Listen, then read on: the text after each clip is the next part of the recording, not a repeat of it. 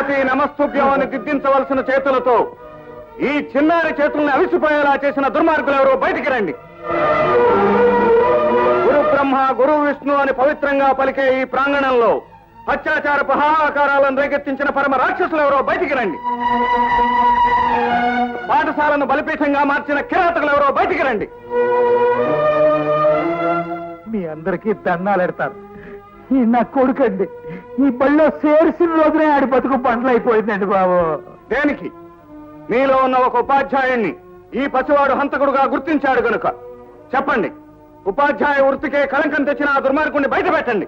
చూడు రవీంద్ర, పసిపిల్లలకు అబద్ధమాడరాదు, నిజమే పలకవలయను అని నీతులు చెప్పే మేము ఈ స్కూల్లో 500 తీసుకుంటూ 1000 రూపాయలకు సంతకం చేస్తున్నాం. మా దగ్గర నుంచి నిజం ఎలా వస్తుంది బాబు?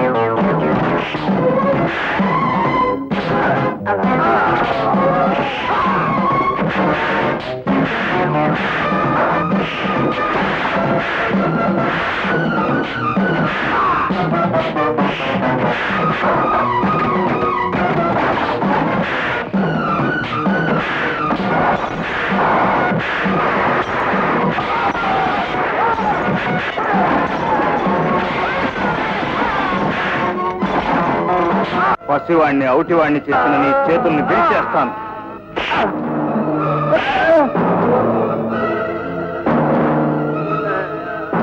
ముద్దు మాటలు చెప్పే ఆ పసివాణ్ణి మూగవాణ్ణి చేసిన నీ నోటిని ఈ యాసిడ్ తో శాశ్వతంగా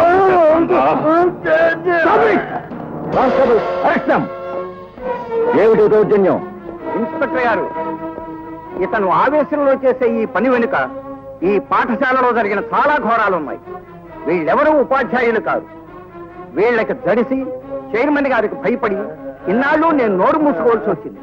ఇతన్ని అరెస్ట్ చేస్తే మొత్తం బయటపడుతుంది.